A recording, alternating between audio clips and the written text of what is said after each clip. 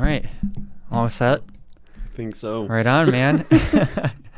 Well, thanks for doing this. Thanks for coming out here, making the effort to drive. Of course. Yeah. Appreciate you coming out, Lucas. So, we, just to give a little bit of a backstory, that I actually work with Lucas on the same construction project, and I've been wanting to have him on the podcast for a while. You recently went on a missions trip, right? Yeah. South Africa. In Durban. Yeah, so I'm looking forward to hearing more about that. But one thing I wanted to tell you is that a few weeks ago we were working upstairs, and you were downstairs cleaning something. I'm not sure what room you were in, but one of the guys goes, "Man, we need Lucas to."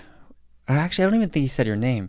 He just is like, "We need to get this material moved, or we need some help with something." And all of a sudden, we just heard silence downstairs. Clop, clop, clop. You walk to the edge of the stairs and you go, "Do you guys need help up there?" I think it was Mike. He looks at me and goes, "Everybody needs a guy like Lucas on the job." He's like, "Every job needs someone like Lucas." You just have such a good attitude and, ready to help. And we all really appreciate that. So I just want to I don't know if you heard him say that, so I just wanted to share that with you. I think so. Yeah. Yeah. You really have your general demeanor is very joyful, very happy. Mm-hmm. And, it's refreshing. It's unique. And I just kind of wanted to ask you, like, why, do you think that's just a natural disposition that you have, or why are you you're a pretty happy guy? Why do you think that is? I will say, my parents, like. Oh, you can pull the microphone right up in Yeah, there. for sure. Sorry, guys. I would say my parents, like, they raised my sister and I as a Christian household, Christian home, grew up in a Christian home, and had, like, that mindset, like, I wouldn't say, like, didn't grow up in a terrible background, but, like, a good background. And, like, my parents raised us like they would raise how Jesus would raise his children, God. So, and going into the work, like, I feel like living life on the mission, like, that helps too. So being around believers, like, it's amazing, and it just helped me grow my faith out, for Christ, and I feel like just having those people around me, like, just loving on me and loving on them too, of course, really helps. And I bring that to the job site, even though some days you might see me frustrated, but it's like by the end of the day, you just see me very joyful, probably. Right, yeah, it's shaken off. And, if the cord keeps catching on stuff, mm-hmm. We've all been there where that gets super annoying. But, by the end of the day, by the time you're waving goodbye, you always got a smile on your face. Now, when you say, like, would you say life on a mission? What did you mean by that? So I travel around a lot, as you see, like South Africa, of course, but doing other things for ministry, for God, of course, like going to all of these places. And it's like being surrounded by people that I may have met before, met that moment, it's like surrounding yourself with amazing people is like, it will help you in the long run. Like when I say living life on a mission, it's like, I'm just going all out for God, like, yes, I work here locally, but I feel like outside of our local town is like, that's my mission, Work here locally. Do you mean like locally? Like construction, in Michigan? Okay. In Michigan, like construction. Like, of course, I don't have a job at my church, but it's like working for them too, like I'm a youth leader at my church. And I do some other things for them. So it's like, I wouldn't consider that as work, but I would consider that as ministry. Yeah. Yeah. Well, it is. That might be work. Yeah. Yeah, But it is for yeah. sure. Yeah, Mm-hmm. it's you're advancing God's kingdom while you're doing that. Most definitely. And I guess let's take it back a bit then. Like, you as a person, you're obviously passionate about missions and doing work for the Lord. Where did all that start for you? Like, how did you come to believe in Jesus Christ as God and as Savior? And what were some moments for you that made you start down this path of reaching out for other people? So I'll share a little bit of my testimony. Okay. Of course, I told you guys, I grew up in a Christian household. So as soon as I started getting to know life, like when I was a kid, like when I was 6 years old, I finally came to know the Lord. Like I remember that night. I don't remember the date, but it was a Saturday night, and I remember like getting ready for bed, and usually when I was growing up, like my family and I would meet in my parents' bedroom, like to pray, like every night usually. Yeah. And I remember getting ready for bed and about to start walking to my parents' bedroom. That's when I made the decision. I'm like, I started walking up to their bedroom, and like I told them, like I'm ready, and I feel like that started my journey with the Lord. Fast forward to my junior year of high school, 11th grade. I surrendered my life to the Lord to do anything for him. I didn't know what that looked like, I didn't even know I was going to be like what I'm doing now, So at 6, okay, can you help me understand, like, what happened at 6 and what happened at 11th grade? So at 6, you felt this desire in your heart to be living for Christ, but maybe you didn't fully get it. And then 11th grade, as you started to understand more, you made like more of an internal commitment with more of an awareness, you're saying? Mm-hmm.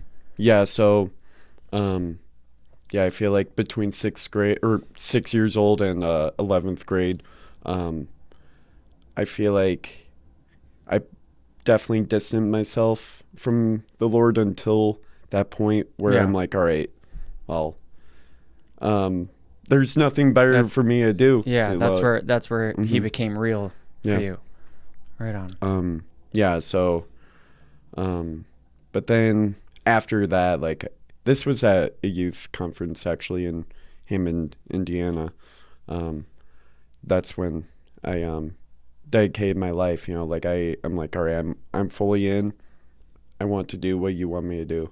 So was it like a sermon that was particularly just convicting, or what was it that like just opened your eyes or opened your spirit to recognize that?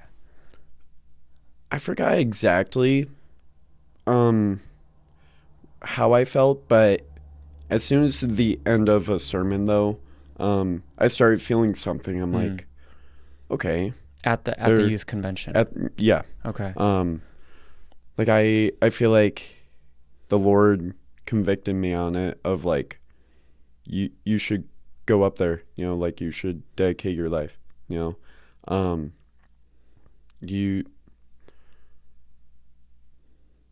how I felt was like,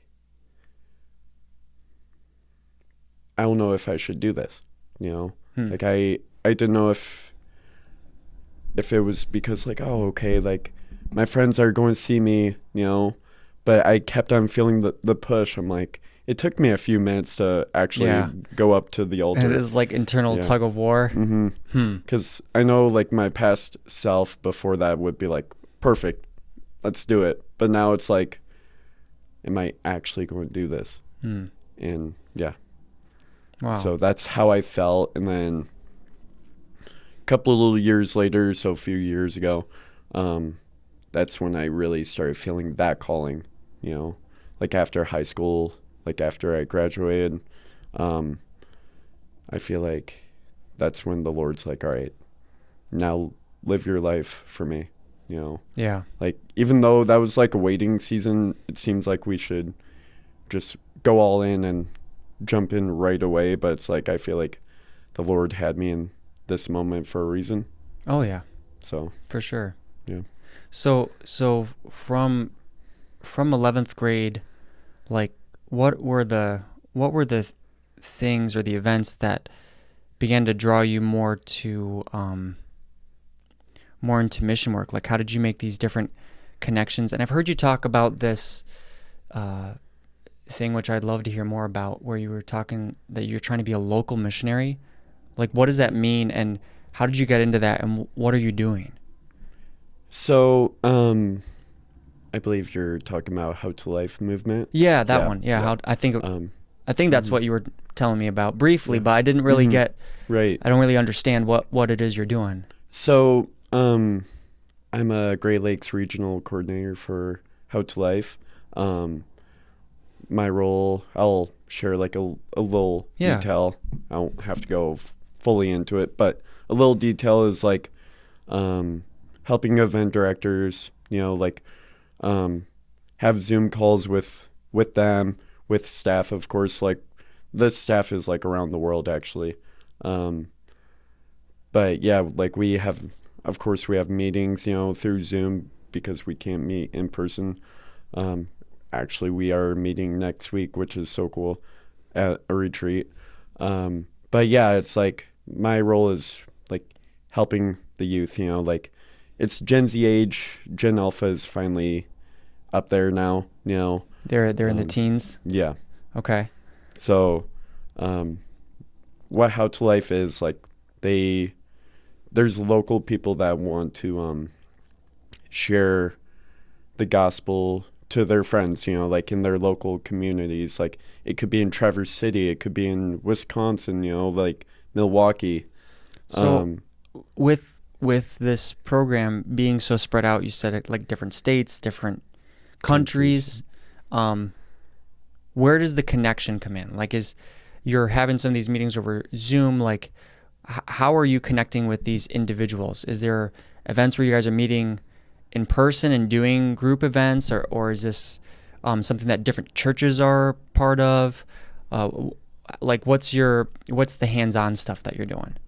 so for me, I'm like overseeing what they're doing, mainly for the event that they would be hosting under How to Life. Um, but other than that, though, if like they want to do things with their church, like they would, Is Um, is the event like a conference, like once a year conference or something like that? it's usually, from what I've seen before, it's usually once a year. Sometimes a couple times or a few times, but depends on the dedication of these people that want to share the gospel. But yeah, so it's usually, um, yeah, they are. Lost my train of thought Oh, actually. well, Sorry. Yeah. so you're meeting once a year at the conference, hmm and there's a lot of teens there, Yeah. right? hmm Um, and the How to Life, I guess, is the name is describing what the conference is doing. You're trying to equip these young people for becoming adults.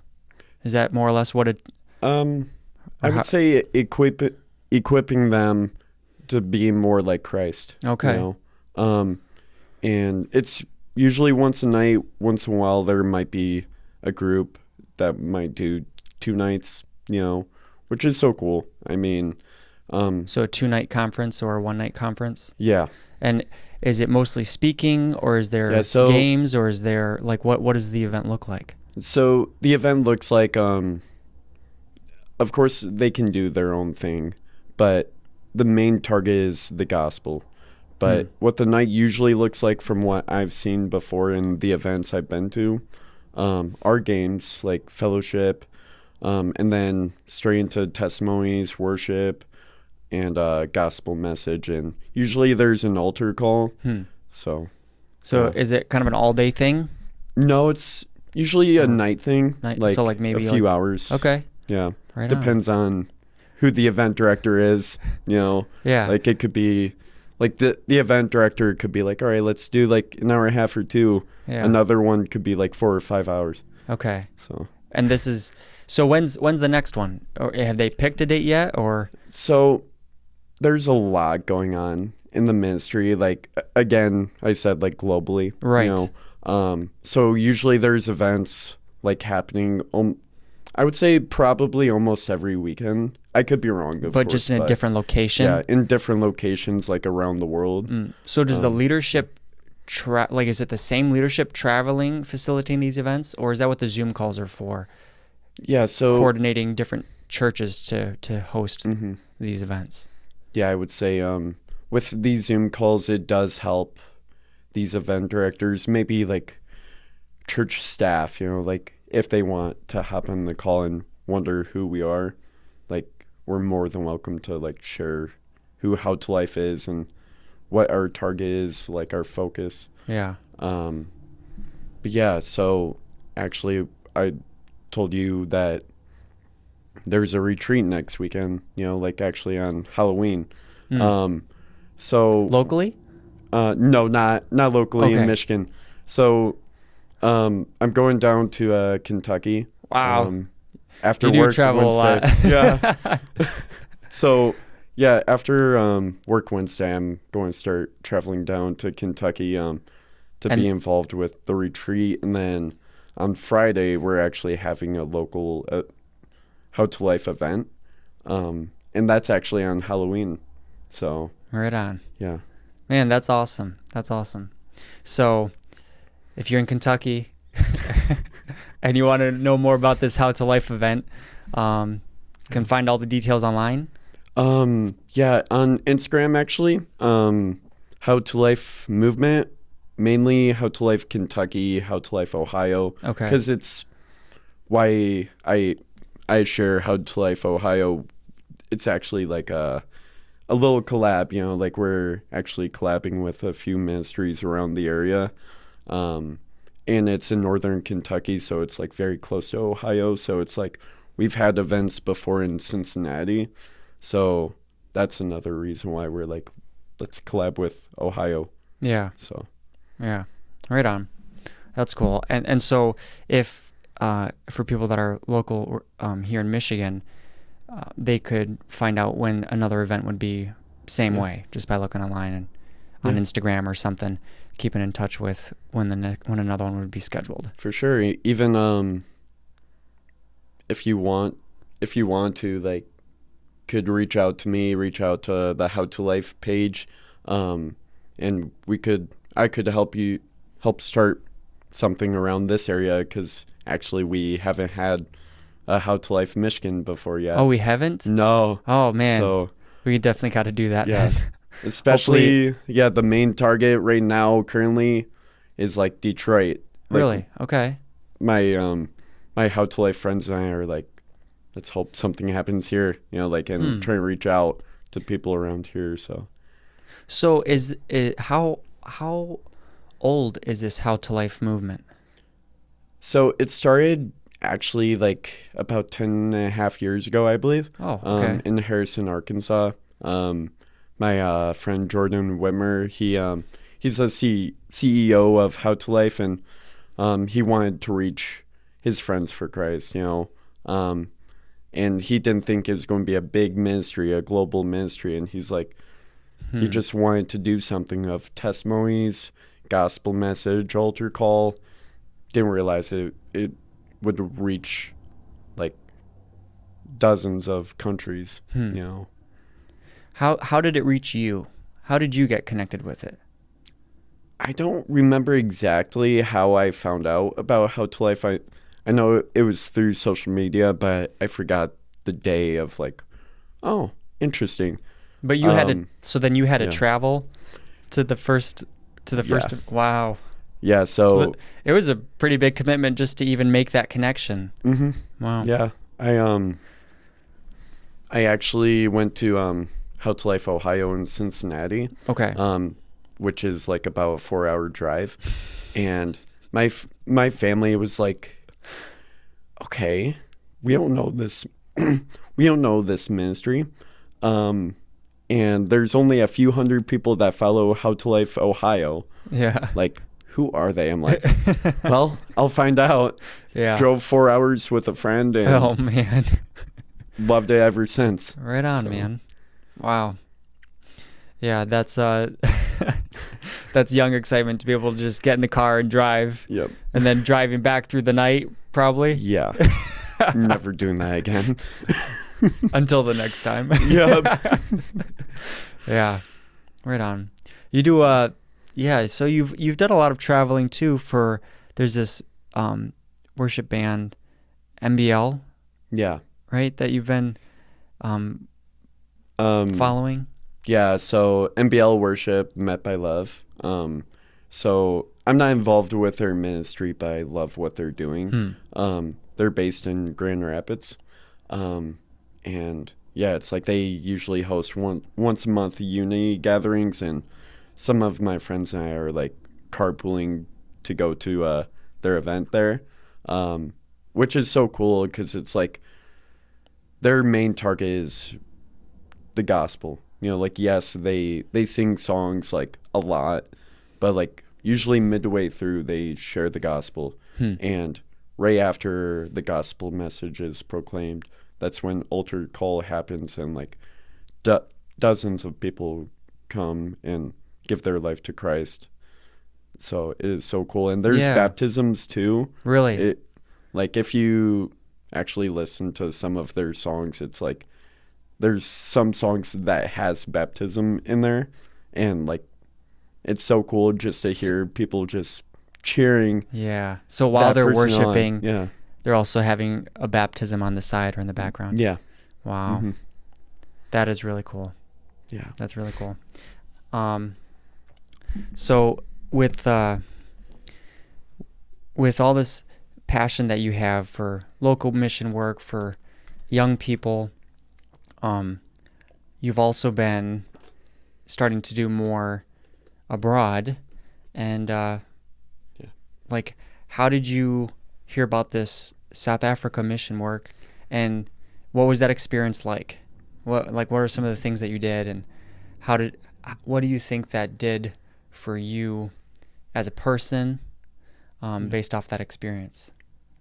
So I would say probably about a year or a year and a half ago, they started talking about South Africa. Like, hey, like, we might be going to South Africa soon. Who did? The Rock. Sorry, Oh, okay. guys. Yeah, like Your church. my Okay. church, the Rock Church Gotcha. in Fenton. They started talking about, like, through the young adults, like, hey, like, we got something going on soon. Like, we might be going to South Africa, and we didn't know when that was. Of course, they didn't even know. They partner with a ministry called Key of Hope in South Africa. So, of course, knowing me, loving mission trips, I'm like, okay. I've done 4 hour. Let me try Yeah. 34 hour. Right. I was like, okay, I'm already showing interest, and they finally announced signups or applications. I'm like, okay. And I thought about it for a few minutes. I'm like, all right, I should be praying about this, but I'm like already signing up, you know. So, leading up to that, like, there was fundraising, as you saw at the job site of Pop Owls. That was clever. Yeah. I'm still doing that, actually. Yeah, you might as well. Yeah, there's a lot of Pop Owls at the job site, so I'm like, might as well keep collecting them. Yeah. So, yeah, leading up to that, there was, like, meetings, you know, like a few meetings, just, like, getting to know Key of Hope and getting to know the staff and who we're going to interact with, like the kids. The kids' names are hard. Like, I still cannot pronounce their names, or I already forgot their names. I feel bad, but there was a lot of kids. There was about like 70 or 80. So, Yeah. um, Well, you couldn't forget names, but I'm sure the impact isn't forgotten. yeah, You know. for Um, sure. so, uh, what? How did it progress from there? So you signed up, and then what happened? You went to these Yeah, meetings, and it's getting close to the day of departure. yeah. Did you have any like second thoughts along the way, or was it just pure anticipation build up?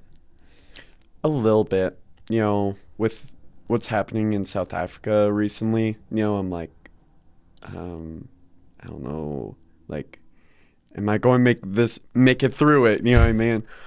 But as soon as we hopped on the plane, I'm like, yeah, like I feel called to be here. Hmm. Like even before that, of course, but like I really felt the calling to be on this trip. Like as soon as we started traveling, you know, Yeah. What does um, that What does that feel like? Like feeling the calling. Like describe that feeling.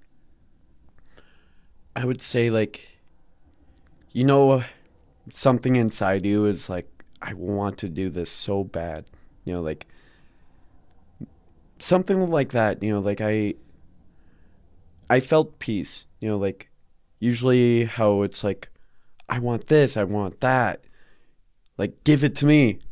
It's more of like, it's coming. Like, be patient. And it's like, we have to learn to be patient and wait, for what the Lord is calling us to do. Like, it could be years down the line, it could be months or days, but it's like, we should wait, and, Just put yeah. your mic up. There you go. Thank you. Sorry. Um, yeah, so it's like, we're called to be on a mission. Like what you feel is it actually from the Lord? Like go to him on it. Like we should always like evaluate ourselves, like are we am I actually living for the Lord or am I living for the world? Like we we should go. We're called to go somewhere. Like it could be locally. Like you don't have to be like me, travel across the world to do life with the Lord. You can do it locally. Like I love what my church does sometimes. Like they do like local mission trips. Like this past summer, like we went up north in Hubbard Lake and we like shared the gospel, like went door to door to invite people and which sometimes led sharing the gospel right there. Hmm. Um, yeah. Yeah, it's true. Well, yeah, so you traveled, but you're also doing a lot of local work too, right?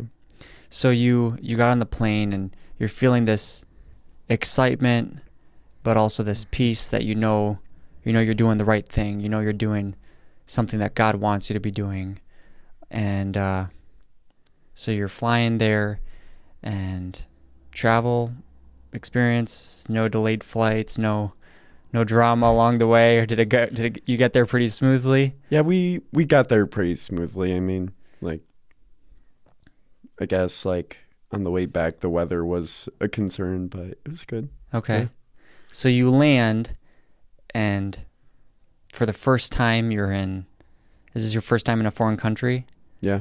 Okay, first time in Or a foreign country. Guatemala actually. Oh, that's Yeah, right. Yeah, never yeah. mind. So, Mhm. first time in Africa, Yeah. and as you get off the plane, and well, what was that experience like? Walk me from the airport into starting the work that you guys were doing there, and what was it? So, you know how it's like when you land and it's like, all right, what's this environment like? Like, is this peaceful or is this not? It's like, as soon as like we walked out of the airport, I'm like, I'm already loving it. Hmm. Like a few of Key of Hope staff was like already there, so it's like it gave me more of a peace. I'm like, all right, cool. Like, we got somebody that we technically know. Um, So yeah, like Key of Hope, some of the staff picked us up. Um, yeah, so it's like we drove to Key of Hope, and what's so cool about what happened, as soon as we pulled in to Key of Hope, um, they have a property, like they have buildings, um, for the production. But as we're going down the driveway and in the parking lot area, like I don't know how many kids, maybe like 60 kids and quite a few Key of Hope staff, Yeah. like just started singing. I'm like, Wow. I can hear them like loud and clear inside our van that we were like traveling in. Like I think that was like a fast forward to the next day. Actually, I'm like trying to reflect back, but that was like my first Key of Hope experience, at least. That was your first, because that's one of the questions I was going to ask you is like, what was your first like, wow, culture shock moment? Would you say that was for sure one of them? Because when you come back from the airport in America, you're not getting 60 person choir welcome committee Yep. to welcome you to the country. That's not really in our culture to do that. No, not really. Yeah. So they're just singing, just trying to make you feel welcome as you're arriving. Happy to see you. Yep. Yeah. Yeah, it was so cool. I mean, like just connecting with them. Like we went camping for like 5 days, but that was not camping, of course. Like I think it was a couple days before camping. Yeah, it's like as we were driving into Key of Hope, like they welcomed us, and it's like I already felt like I was part of the community of Key of Hope.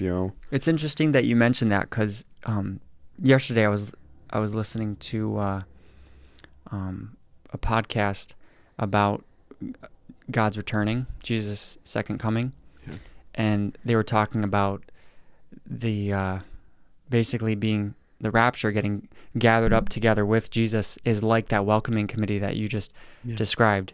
It's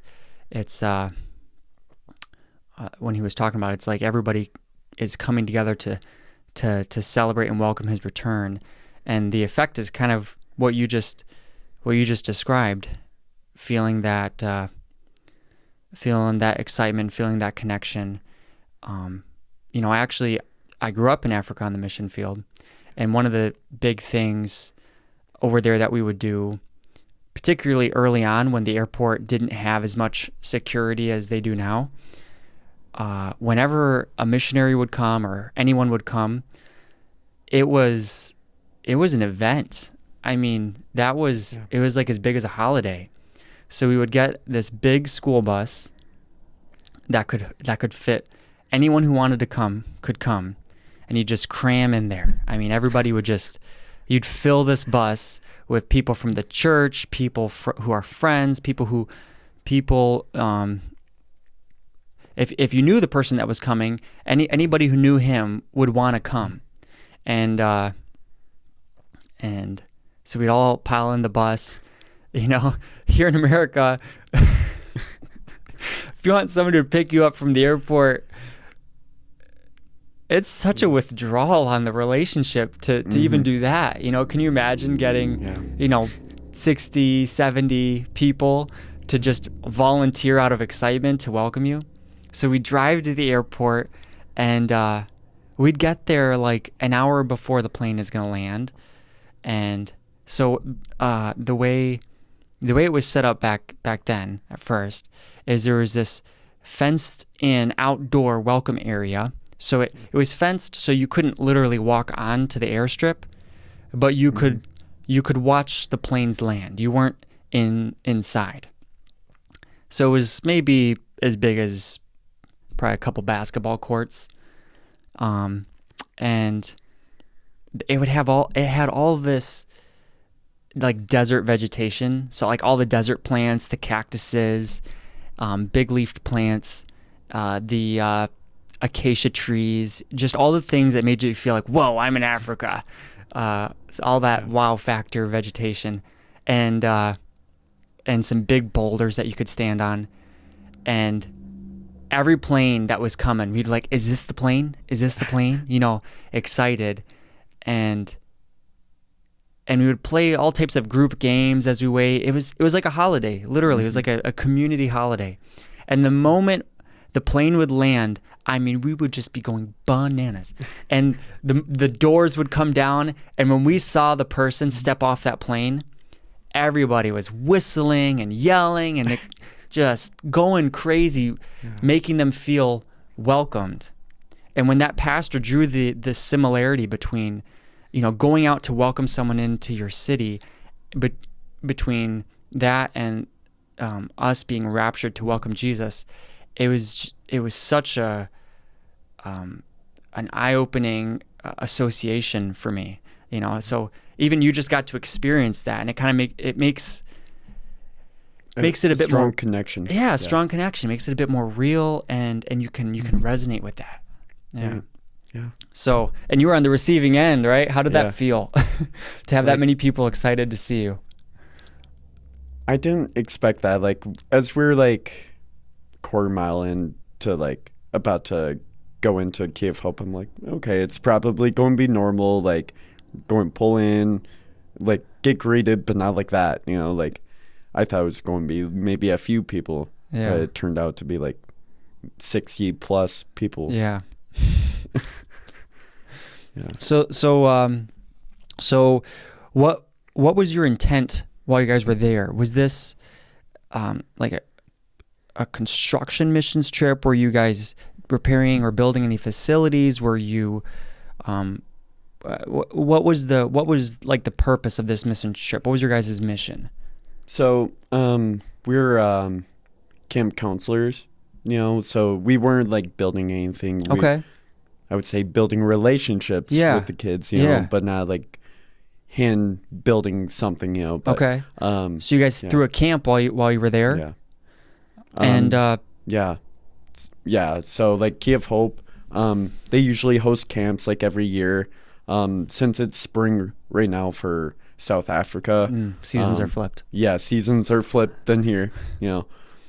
Since it's fall here, it's spring there. But yeah, so it was like a spring camp. Like we were camp counselors for 5 days. Yeah, so it's like, it was so cool just to experience camp there. Like this year, I don't even know how many times I went camping, maybe like 4 times already, which is really cool. That was the only, so your other camping was more local though? Here, yeah. Okay. Locally. Are you doing the tent or? So we did have like cabins, like. Okay. Yeah. Yeah. So it was a experience, like it doing without like, some of the basic necessities, but not sleeping outside. Right. Okay. Right, yeah. So what was the camping like over there, this camp out? Was it cabins? Yeah, so it was cabins. Were you guys going like out of the city? Were you going into the bush, or where was it? And what did the 5 days look like? Yeah, so we took a bus from Key of Hope and we drove 3 hours from Key of Hope.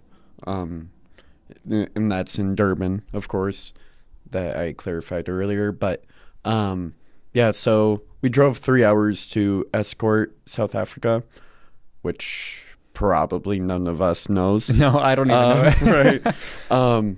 But yeah, so it's like we went camping there, and okay. Yeah, what 5 days looked like was like we had games for the kids, like I think for maybe 3 of the days, I don't remember if we did the first day, but like 3 of the days though we did devotionals, we shared the gospel with them, and leading up to the night, like we had what they call ministry time, which we would call chapel, like at camps, like church camps. At least my church does it, like they call it chapel, but for them they call it ministry time. Okay. So that's kind of what the day looks like, just games, devotions, and more games, and like they have like all 3 meals throughout the day, which they don't really experience that back at home. Maybe like one meal out of the day, Hmm. you know. But yeah, so that was like the rundown of like the day, you know. So Were there any of the kids that you developed like a particularly close connection to, or who made a different impact? yeah, I would say one, maybe two, but there was a strong language barrier because they speak Zulu there. Um, so it was our connection was more of like action. You know, Okay. like we just like had fun, you know, like whenever seen each other, it's like just big joy, you know, like the kid had a huge smile on his face, like trying to get up on my shoulder, you know, like doing everything a kid would do, Yeah. you know. So, yeah. What now? Like, what was his story? This kid that you were well, like, what was it that made you guys hit it off uniquely? Like I said, like it was a strong language barrier, so I didn't really know much about his story, but like I what I knew though is like a broken community where he lives back at home, you know, like Key of Hope actually pulls kids out of their communities and brings love and light to them. You know, like Key of Hope doesn't pull kids away if they actually do have like a good, like stable life, you know, like that they know it's like, all right, it's like Hmm. they're good.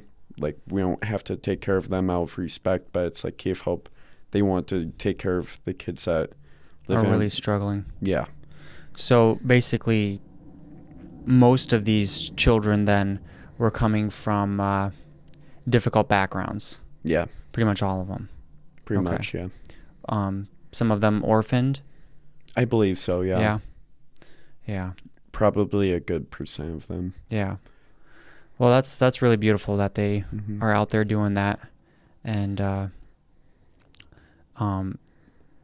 so they're in Durban, and they're mostly reaching out to the children in Durban, like within a driving distance. And they have a I think, church, or like- do they have a campus? Yeah, What- so they have a campus. Because if they're doing the camp, mhm. what's happening? What is Key of Hope's like impact outside of the camp?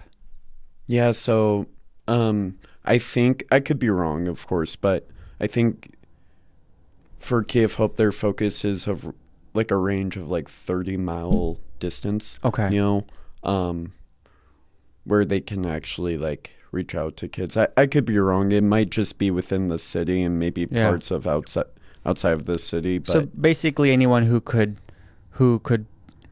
find a way to get there, or Yeah. they might even be willing to do some type of yeah, pickup so program. yeah, that's what I was about to say. Actually, they have a taxi program like where they call these taxis. You know, are and they the white buses? no, actually, Okay. it's like vans. You know, like yeah, or the white so- van. Yeah, like the minivan. something like that. Yeah. Okay. Yeah. Were- Did you get to ride in one? I don't think I did actually. Okay. In Botswana, we called those combis. Okay. Yeah. And Yeah. there's no rules for those guys. I mean, they were just Actually, the taxis in South Africa, there, like, I got told they own the road. Like, pretty much. yeah, like you don't have a choice. You have to get out of their way, or you just have to book it. You Yeah. know? Because how I learned that was like actually the first day, and like somebody from Key of Hope drove me back to Key of Hope, and like he was explaining everything, and he's like, "You see that?" Like, yeah.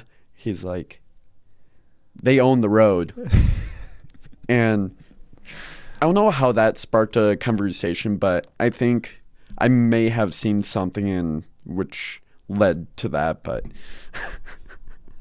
Yeah. yeah, Yeah, I remember we would see those combis.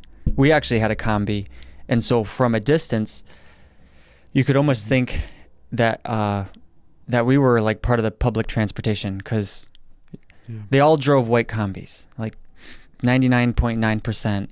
of the public transportation were white combis or minivans. Mm-hmm. And man, you'd be at a red light and they would just pull over onto the shoulder on the dirt, pull up to that red light, maybe even run it. But, the moment it turned green, they just, get up and just get in front of whoever's there, because it's their business, right? It's like, picture the New York taxi and and then converted to African style. Right. Yeah. At least in New York, from what I've seen, they're kind of more polite than South Africa, even Really? though they kind of relate. But I mean, I didn't really experience that much of seeing those taxis out there. Like, even though they're like everywhere, it's like I barely pay attention. Did you ride in one? Or No, did I already ask you that? no, yeah. Okay. Right. Yeah, I remember like a minute ago when I was thinking, like, did I or no? Like, I remember like some of the group, we actually did home visits, like a day before camping, and there were some of the group did experience taxis, like that came down there to South Africa, and of course, knowing me, like we rode in Dan Smither, that's Key of Hope. He runs the whole thing. He drove us, and I'm like, knowing me, like, since it's legal down there, rode in the back of a pickup truck and just like hanging out and like enjoying the ride. Yeah. Yeah. So like that was my experience out. Like I could have experienced taxi, but instead I experienced just like hanging out in the back of a pickup truck for quite a few miles. And it's not even illegal, right? No, you can just hop in the back of the truck, pile in as tight as you can. Yeah. Yeah. Yeah, there was a group of us that did that. Yeah. It's a lot less regulated over there. Yeah. Interesting. Yeah, actually that kind of brings back a memory. In 2000, I think it was 2018, I went on a missions trip to Zambia for a building program. And when we picked up all the lumber, we hired a flatbed truck to deliver it. And so that we piled all the lumber onto the flatbed truck, and then we all got on top of the lumber and sat on the lumber back to the compound. How far was that? It was a ways. I think we drove at least an hour. It was, yeah. Is that uncomfortable? Yeah. Yeah. I mean, a bunch of 2x6s, you can only sit on those for so long, and there's no back support. And it wasn't ideal. But and it wasn't like us like strapping it. Like you guys are pretty much the ones that are weighing it down, like making sure it wouldn't fly off. Right. Yeah. I can't remember what kind of strapping we did, or if we did any, but it definitely wasn't as serious as what we do here. But just being able to ride with the load, and then another thing I remember, which I'd be curious to see, if you saw some of this as well, but we would drive by, the dirt was really red. Okay, yeah. And I would see a lot of these like thatched roofs, like the grass, like the tall grass cut and then used as the roof. Okay. So very different built. Like, did you see some of that, or were you more in the city where they had quote unquote typical buildings that we would see here in America? Yeah, I would say like the environment, like I'll explain like Durban quick, but Yeah. the environment in Durban is like developed and not developed. Like the developed communities I noticed is more close to the ocean, Okay. the Indian Ocean. And the not developed area would be like near Cape Hope actually, because they're more inland. And yeah, like near the highway, like you could just clearly see like a community that's not developed, which we would call like sheds. Like the homes there would be sheds to us, but that's actually their home. Like the size of this room actually, like, but yeah, like in Durban though, like the developed side is like what you would see here, Okay. Yeah. So extreme poverty next to decent living, right? These sheds, what, like, were they just stuff cobbled together, or did they at least look like they had, you know, like they were weatherproof? Or Some of them, like during the home visits, actually, I did walk into one of the kids' homes, and it was like weatherproofed. It seemed like, like a yeah, concrete wall yeah, around. Maybe a couple rooms, like a living room with a bed, like that's their life, yeah, and another room is like the kitchen, like, but I didn't like walk around. I yeah, just like, I was more of like looking at like how this home visits are, like, because like the Key of Hope leader or staff every Sunday, usually from what I've got told, like they do home visits like beginning of the week after church. Um, so yeah, in other communities or other homes, I should say, is like it's just metal, like metal walls and a roof, and yeah, it's like not weatherproofed. Like I would mm, say, like water can get inside, like that kind of yeah, shed, yeah, yeah. So seeing that, doing what you're doing with the children, seeing the different ways that you could have been brought up, because right, you didn't choose the uh, the place you were born, the family you were born into. Um, how is that? How has that affected you? And like, as you come back here, like, what's your mindset of what you're what you're trying to do now? Like, has that changed anything? Has that brought into focus anything? In what ways has that affected you?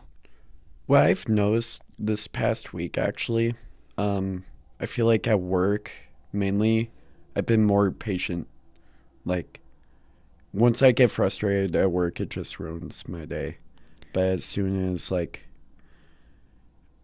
I get frustrated, like, sometimes I just stand back. Like, I just have to take a break. Like, we, it's 8 hours out for, 8 hours out of our day, for you 10, but yeah, it's like 8 to 10 hours out of our day, and it's like, besides like lunch, it's like we should take a break, like at least for a couple minutes, and like recover and like get back to it, because it's like that's your energy, like trusting in the Lord too. It's like you should, like, throughout your day, like have a good mindset, like think about the Lord. Like, yeah, like, have your Bible in front of you. Like, you don't have to. Like, yes, we should, but like, since we're working, it's like we should keep our eyes focused on the Lord while we're doing something at work. You know, um, I thought about it too. I'm like, well, if you want to at least listen to the Bible, yeah, like throw in your headphones or do something, listen to the audio about Bible. But it's like, yeah. But again, though, it's like you should always have your mind focused on the Lord, and that helps you throughout the week. Like that helps me throughout the week, I should say. Um, but yeah, like that's why I've noticed. I'm like, all right, I'm more patient at work. Like, I noticed something as soon as I got back to work from South Africa. I'm like, wow, my mind was like actually at peace for those 2 weeks I was gone from work. And as soon as I got back into the work environment, I'm like, my mind's like back to like worldly views, if that makes sense. I'm like, yeah, of course, before it was, but it was like, there was a filter of it. But I feel like as soon as I got back to work, like, I feel like that filter was gone, you know? So you're feeling this patience because you're having basically a perspective shift over what you just saw, what you just experienced, Yeah. and you realize like how much you have to be thankful for, and that's giving you Mm-hmm. more patience essentially Yeah. at work. And Mm-hmm. then Um, but while you're at work, it's almost like you start getting back in the groove of the way things used to be, because we're creatures of habit, right? So it's just so easy, and we're quick to forget. Honestly, it doesn't take much to for life to just start moving on. We can experience something, and we can really easily forget that, not even because we're trying to.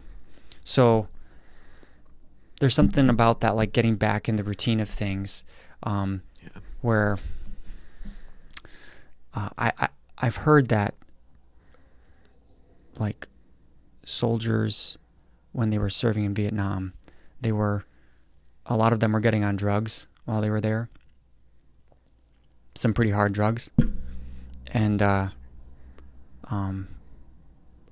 believe it was heroin.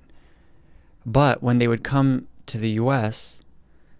and they would return home, a lot of them, I might have some of the details of this wrong, but this is this did happen, even though I might have a detail here or there mixed up. But they would come back home, and because of that break, I think I might have read this in Atomic Habits by James Clear. But when they would have that break of environment, it was like a reset for the brain, and it was basically an opportunity for them to insert new habits, right? And they could reinsert, and they could and by having that, like, just complete break of environment and everything around you is different, they could get free from this addiction.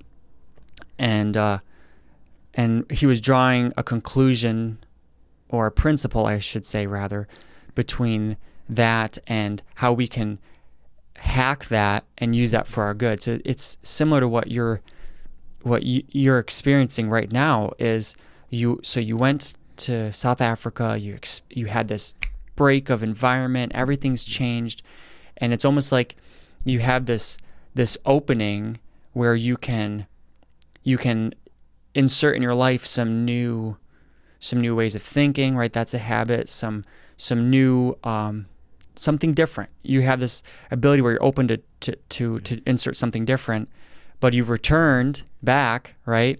And so it's almost like there's this weighing, which we all experience. It's something like we go to camps, and we'll, like, some people go to, like, a Christian camp, and they meet with the Lord, and they, like, this is going to change me forever. But the moment they get back in their environment, they start to fall back into their old habits, right? And so you can almost lose what you were expecting to gain while you were in the middle of the experience. Right. Yeah. So that made me think, actually, like, what Key of Hope staff, like, they warned us, like, as soon as Wednesday hit, because it was a Monday through Friday camp, but they mentioned, like, once Wednesday or Thursday hit, I forgot which day, but they'll start thinking about going home, and that's when their mind starts to shift a little bit of homebound, and it's like, all right, like, how are we going to get these kids back, of course, like, sharing the love of Christ, but it's like, it's hard to drag people back, to camp, but yeah, it's like, that's why I thought too at the moment, and it's like, because what we experience is temporary, but as soon as you get back home, like, you can carry that, what you experience, back home. But it's like kind of what you were saying, like those soldiers, like, they were doing all of these drugs, it's like they carried it back home because, like, their work environment affected them, like, they carried it back home, and their home life might not be looking good anymore. It's like, yeah, it's like what you do at work can affect you after work, Well, it can, for sure. But the amazing part with the soldiers, though, was actually that when they came back home, they got free from the drugs. Yeah. Like, it just was like how people that get addicted to some of these drugs, they like never are able to kick it, or it's so hard for them to kick it. Yeah. And I believe the percentage was like 60% or something like that were able to immediately, once they landed, never touch it again. Yeah. You know, and it just makes me wonder what more of the application was. I'm sure I could read more of how James Clear, because I believe that's where I read it. Read more about how he applied, how we can use that for our benefit. Yeah. But yeah, I mean, just off the top of your head, what do you think are some of the ways that now that you're back and these different like this patience, this extra patience that you're feeling, or extra gratitude, or maybe like, do you feel motivated to like those are internal things that you're feeling. Is there anything also that you're feeling like you want to do more of or differently, like at home or in your community? Like, are you coming back from that and like trying to do something with what's it called again? How to Life, or is that fueling some other area of your life now that you're back home?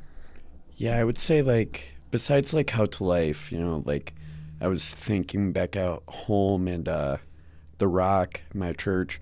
I was thinking of both of them because like I want a stronger connection, like yeah, because when I told you of like as soon as we go back home from work, it's like I'm tired, like I don't want to do much, even though I'm doing a lot more throughout the week, like after work. But it's like once I actually do have the moments of rest, it's like, yeah, like I want to connect with my family more than I am right now, like because I feel like sometimes I'm like either sitting back and relaxing or playing video games, you know what I mean? Yeah. But it's like I want more of a connection, and like I'm trying to work that out in my life right now. Yeah. And like again of like being tired after work, it's like, okay, like how am I going to overcome this? Like I shouldn't just rely on video games to wake me up, But like for The Rock, like I told you I'm a youth leader, right, at the church, and I don't know if I told you this, but I'm on hospitality for the young adults, and it's like I want to do more, like for youth, like of course, like I'm trying to go all out, but for young adults, it's like, yeah, that's where my friends are, but it's like I want to branch off to other groups in the community at the young adults, and it's like everybody has like their groups, like it's like there's a group there's a group there, and there's like a few other people that are like, I'm new, what do I do? It's like I want to be more of the person of like, hey, nice to meet you, I'm Lucas, you know what I mean? Like instead of like still talking to that group over there, it's like, so helping to integrate those who are starting to call The Rock their home. Yeah. And kind of help them find their way into serving somewhere, getting plugged in, feeling part of the community there. Right on. I think a lot of people go through what you just described of coming home from work and just being tired and yet still like thinking, well, I want to be connected to my family more. I want to be connected to my parents or my spouse or my kids. I want to be there, but like I also want to unplug. I also like there's that internal decision war that is happening.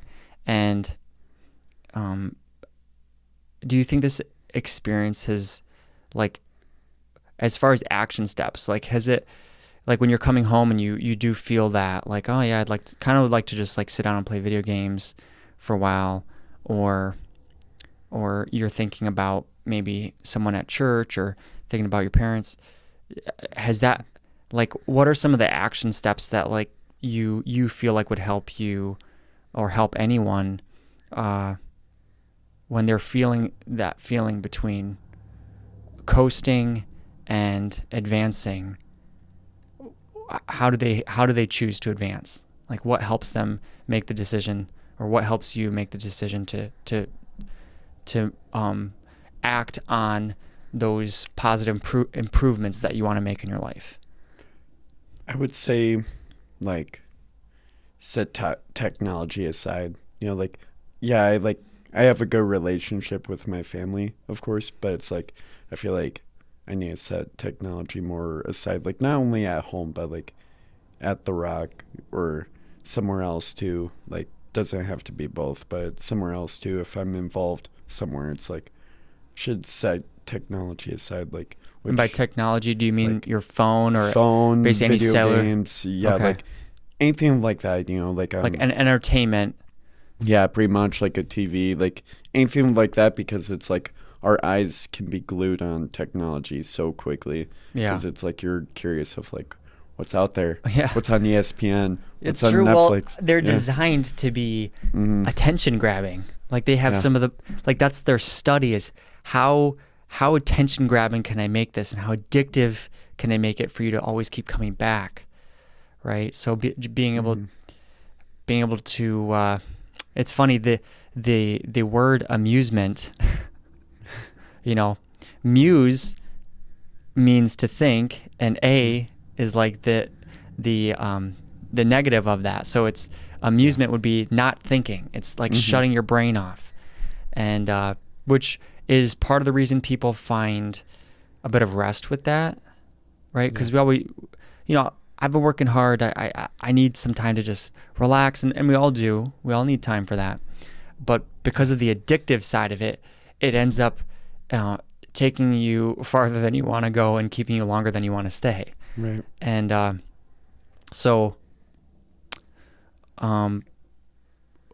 like, it's hard though. Like, choosing not to go to your video games when and like choosing to instead like sit down and have a meaningful conversation with your parents or your kids. That's easy for us to conceptualize, but hard to actually follow through on. You can do more things too. Like if you set, as I keep saying, like if you keep setting technology aside, Yeah. like I've noticed myself, I'm like, if I actually set this aside, like I could be doing more things. Like, for example, like Barn 45, that is on my sweatshirt. I noticed your buddy. Yeah, tell me about that. What is that? Yeah, so Barn 45, like they actually have like a little chapel that we're actually, like it might be the size of like at Reed, like Okay. if you've been paying attention. Yeah, well, at all. I know. Well, they got the foundation poured, right? Yeah. Yeah, they just haven't framed it yet. But yeah, Yeah. it's a nice little. It looks like a 100-year-old church house. Yeah. Just maybe it would fit 50 people. Maybe. What is it, like 20 by 35? Something like that. I think if you squeeze that many people, yes, but I think like If it was at max capacity. for comfortability, probably like maybe 10 people. It's small. Yeah, it's small. Like for what's that called? At Reed, including at Barn 45 too, I would say probably like 7 and 10 people comfortable, like being around. But so is it a church? What is it? yeah, so Barn 45 is a ministry out in Highland.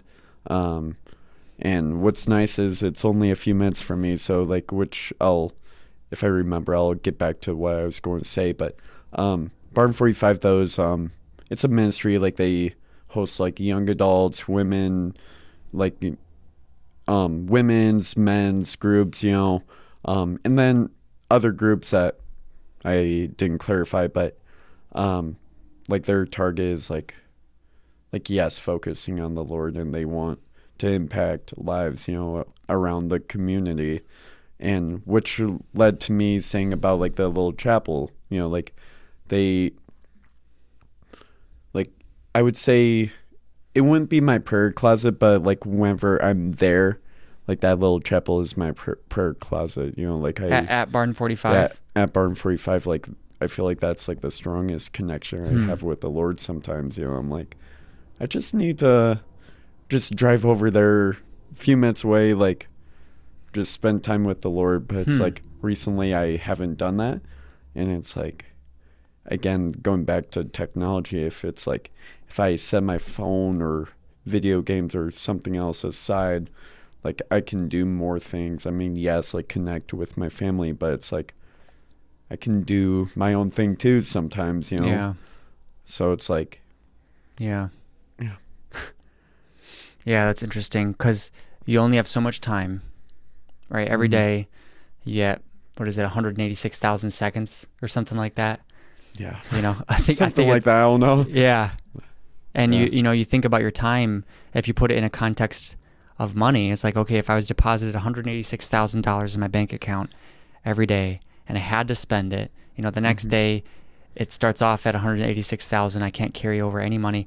How would I be spending that every day? And and you bring that back and, okay, I only have so much time, and I only have, it's not limitless either. Like we all have, we don't know when, but like our life comes to an end, and what we have done, that will be it. Yeah. And as you start to wrestle with that, and you really come to grips with the seriousness of life, the shortness of life, you are motivated to not, in a sense, waste it. You don't want to waste your time. So much of the technology sector of life has the ability, it has an ability for a lot of good. You can do some of your best studying, you can do some of your best learning, you can make some of your greatest impacts through it, right? Reaching so many lives, and at the same time, it can steal so many hours away from you, and you never get those hours back. It can steal, like holiday events. Everybody can just be sitting there looking at their phones, and it could be stealing like a business or a mission that you might be starting. Yeah. Like if you're too busy watching show after show back to back, or doom scrolling every night because you just got addicted. Like, what about that business you could have started? What about that ministry you could have started? What about that relationship with that person you could have met, right? Yeah. And so yeah, there's a lot you can miss from that technology. Yeah. What's funny, the other day, like it's probably deep in my phone by now, but the other day I came across this video of like what if we treated our phones like it's our Bible or something like that, or like, yeah, something along the lines of that. It's like, how we're like doing this, like, all the time, and it's like, what if we just like open the Bible as much as and walk around? Imagine how different people's mindsets would be. Yeah It's true, man. If you're reading the Bible as often as you're reading your phone, right? Like you see like what happened like across the world, across the country, or across the state, like something happened, and like you read it. I'm feeling convicted myself, but you read it, but why are you not reading the word? Like it could be in front of you. Yeah. I was talking about this a little bit yesterday when I got my hair cut. The phone, it's easy, it's fun, it's catered to me, it's about, it's serving me in a very easy way for me to see. Yeah. The Bible is long, it's intricate, it's old stories. What's the point? Does this even apply? And there's so many varying opinions and so many varying interpretations, and I can't possibly, it just comes to the point where it can just feel overwhelming to even start, and so you don't, right? Or it can just feel overwhelming to feel like you can get to understand what God is trying to communicate, and so you'd rather just only hear how other people have explained what God's trying to communicate through the Word. Yeah. Because it's just too much work to do it yourself. But the reality is, it takes about, I believe it's 90 hours. People read at different paces, so it's an approximation. But 3 chapters a day, which is about 15 minutes of reading. You'll read the Bible in a year. And so 90 hours, though, there's tons of TV shows that are only, if you add up all the seasons, like about 90 Dude, hours. it's a lot. Yeah, well, it's like The Office is approximately 90 hours, and I don't know how many seasons that is, but if you think about it, if like an episode a day, about 45 minutes, right? Yeah, 45 minutes to like an hour and a half. It's like we're consuming that. Yeah. Like you said 90 hours. Yeah, like, 90 hours you can read the whole Bible. Yeah, reading the whole Bible, but then we're consuming technology for 90 hours. It's like technology is a replacement of the Bible. Oh, yeah. Some people are doing 90 hours of technology in like 2 weeks. It's crazy. I mean, if they were imagining. So what I'm saying is like, you can do a little bit, and at the end of the day, it's like, that's no excuse that you just didn't feel like you had the time, or you didn't feel like you could, it was all too much to understand. So why even bother? It's because the Bible self proclaims itself as the Word of God. And so it's something to be taken seriously, whether you believe it or whether you don't believe it. It's at least worth the investigation, because it's worth your time. It's worth your time, yeah, because, whether you believe it's true or not true, a lot of people believe that who we are, consciousness, lasts forever. And that's what the Bible teaches, that we are spirit and that we will all last forever. Right. And so it's worth, if you believe that your consciousness is going to last forever, it's worth investigating, because if what the Bible says is true, then it's of the utmost importance. Yeah. Right? And so, investigate Jesus, investigate the prophecies. There's a lot there for sure. Yeah, like if you think that like all about God, no. Like you would know a lot about God, but you wouldn't know everything about him, like we're called to discover everything about him every single day because we have 24 hours of our day. Like, yes, like he's calling us to rest, but as soon as you get your body out of your bed, it's like now you're called to do something for him that day. Like he has something in mind for everybody. Like he has something that he's calling us to be in, like that day. Like for you, like he could be calling you to do something at work. For me, like could be called to do something at my church. It's like everybody has a different mind, and calling. So that's a part that gets confusing, right? Is I have a calling for today. Like you wake up in the morning and it's like, okay, what is it? And have you ever had an experience where you is it something that you feel? Is it something that you just at the end of the day you look back and then you realize? Is it something you realize in the moment, or is it only once in a while? Like, what has been your experience with calling in any given day, or that's kind of like a moment by moment calling, and then there's somewhat of an overarching calling of your life as a whole. Like, have you ever had moments where you've noticed a calling in the morning or at some point during the day? Yeah, I would say it depends, like the time of season, in my life, like, or whether you're looking for it or not. Right. Like, I think sometimes we're just so busy when that doesn't even enter our mind. Right. Yeah. It's like sometimes, like how you said, like you realize that by the end of the day, you're like, oh, like this was my calling of the day, or, oh, like the Lord called me to do this, but I actually didn't do it. Is there, I mean, I don't want to put you on the spot, but is there a time that like you can remember where that happened to you?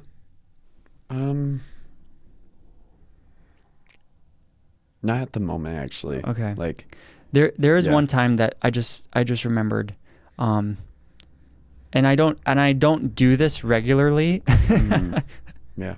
So I don't have this experience regularly. Maybe if I did do it regularly, I would have an experience like this more often. But there's this one day where it was so eye-opening to me that this happened. I got up in the morning and I went into so where I used to live, I had a room, and then it wasn't really a closet. I used it as my office, but it was another Mhm. room that you could only access from the room from my bedroom. So I went into my other room, and I was into the office, and I was praying, and I prayed specifically. I was like, Lord, may you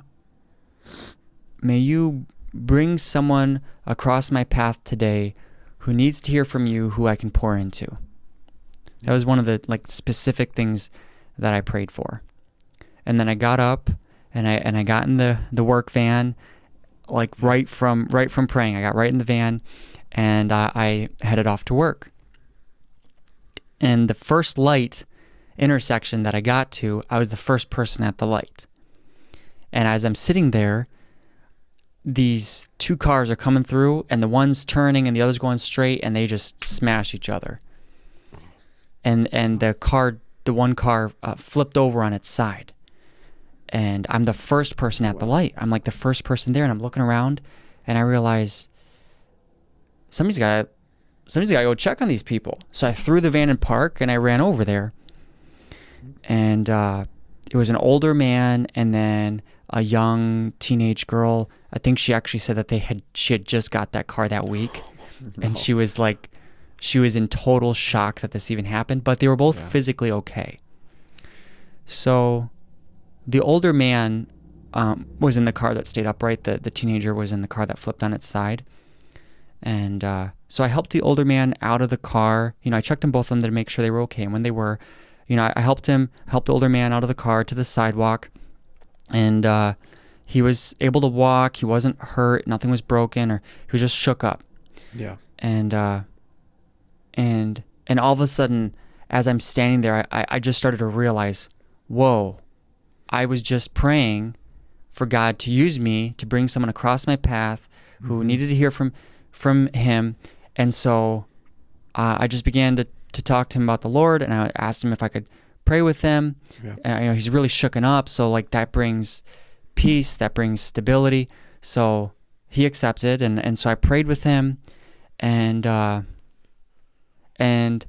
just really impacted me. That moments ago, I was on my knees praying, and literally seconds later, I was in the middle of an intersection at an accident praying with someone.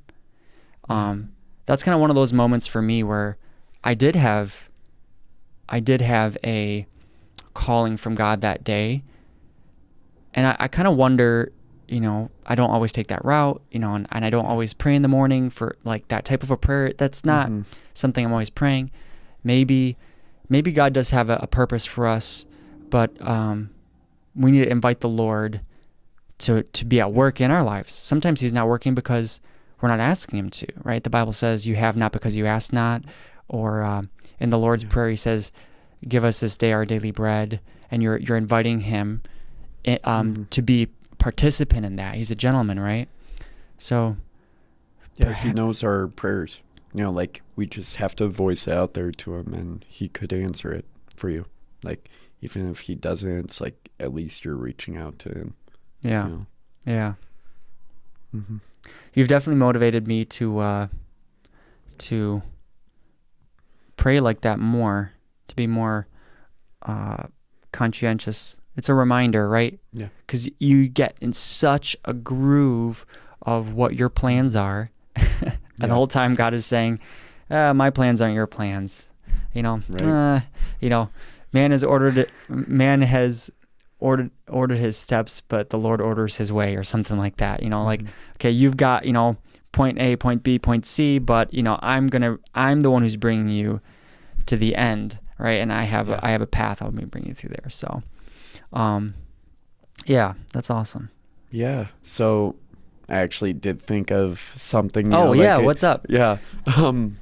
So I remember a few years ago, actually, like I know there was other moments or after this, but um, this one, I remember like so I was dating somebody at the time, like I was in a kind of in a relationship, and I'm like, I noticed some things in it, like it seemed like it was not working out, like just it wasn't right. And if you know Craig Nunnery, my coworker at work, I don't think I've met Craig yet. okay, so like him and I a few years ago actually like went to Barn 45, that little chapel I called like kind of my prayer closet, like we both walked in there and we're like we just started praying about that situation, like, and next day the Lord answered, like just stayed friends after that, like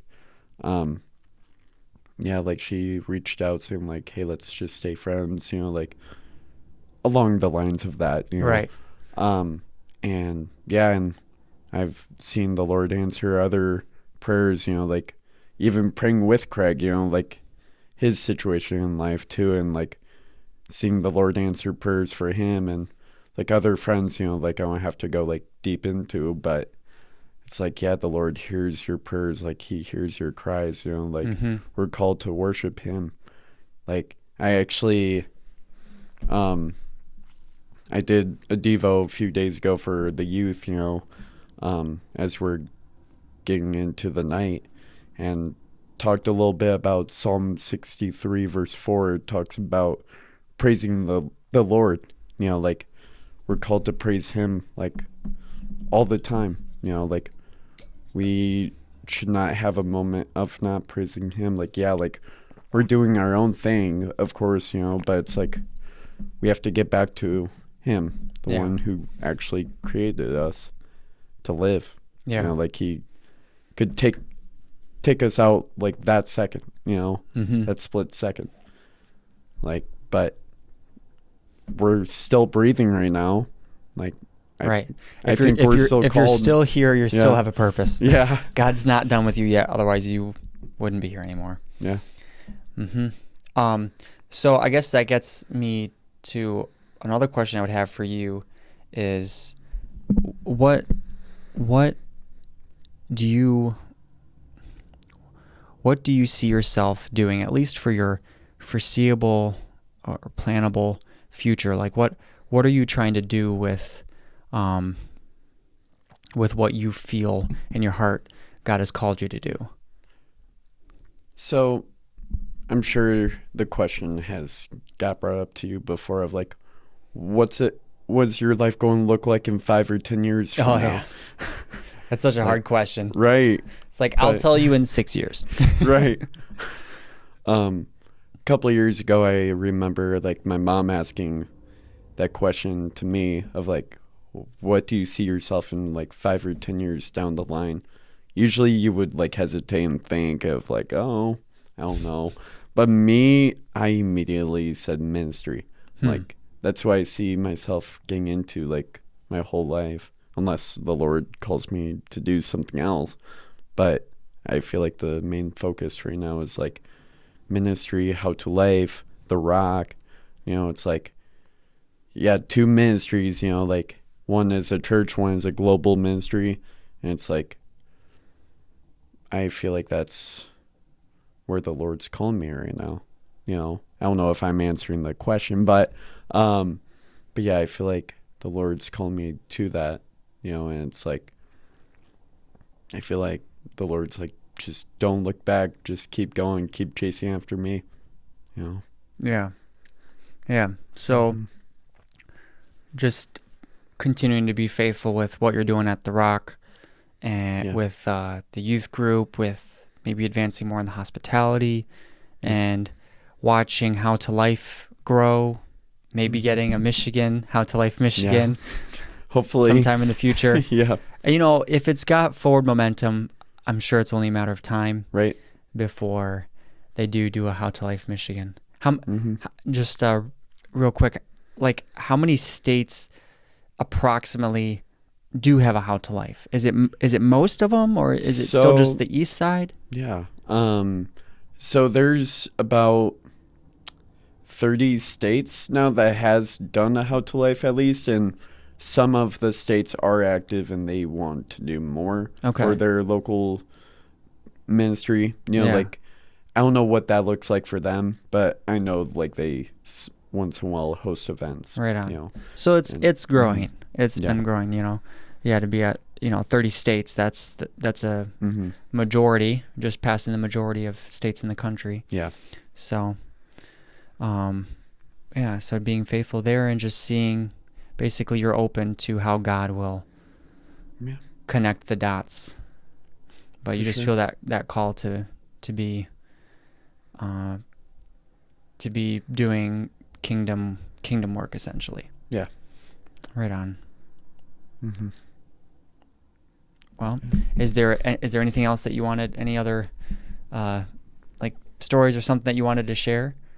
Yeah, so actually going back to South Africa Yeah, go trip, ahead. so as I shared a little bit of like the ministry nights was like impactful, um I would say like the worship, and the prayer time, like the worship, like the kids singing along, with whoever was leading it, but the prayer time though, like that's when they were actually being very intentional and sharing what's been happening in their background, what's been happening in their lives. And it's like, not gonna lie, I teared up a couple times, throughout the week, a couple weeks ago, and I'm like, it's just amazing to just hear their stories and them opening up, like, yeah, it's like it's a broken life they're What living what in, what but what were? Can you tell me one of their stories? I mean, do you feel comfortable with that? Saying yeah, one of the things that they. like one of them that I remember is like the kid told me like abusive home, like living in that, and it's just heartbreaking, you know.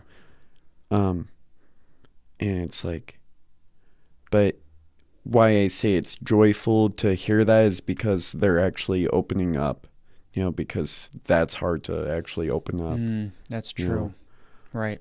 Um, because it's like people, a good percent of people actually just don't open up of what they're going through, but it's like kids like them, it's like they're actually opening up. Like dozens of kids were like going up to the altar, like wanting prayer for what's happening in their life, and some of them were waiting in line to be in prayer because we didn't have enough people, and we had a lot of people for prayer, and it's like just so cool to see that. Yeah. Yeah. Hmm. Now, when you hear the struggles of a young person, especially when they're drastically more difficult than your own, it Mm-hmm. just has a way of breaking you down Yeah. uh, inside, reframing your mind and humbling you, Yeah. recognizing how blessed you are. Um, and I would say even if you have gone through something difficult, a difficult childhood, and you've come through on the other side of it, and then you hear about another young person. How old were they? 6, 7? What's the age group? Um, um, Older? 9 through 13, 9 I through believe. 13. Yeah. Yeah. So you hear about this, you know, what do they call that? Tween? Tween Something like tween that. I tween don't is know. 12, I guess. Yeah. I don't know. Um, yeah. So these older children, um, it still has a way of getting your heart to just open up to them, and because you Mm-hmm. recognize, listen, I've gone through it too, and there's a Right. way through it. There's a way out of it. Um, it's hard, but let's be real, life is Yeah. hard, right? Mm-hmm. There's even if you did have a good home life, there's still other things in life that were hard, right? That Yeah. were difficult. So, For um, sure. Yeah, I think it's super important also to be helping young people, because you're helping them and showing them like what they can be, and you're giving them hope, but at the Yeah. same time it's changing you. And like my pastor likes to give this analogy, which is such a beautiful and applicable picture, just kind of makes it real. The that our lives are like a riverbed, Yeah.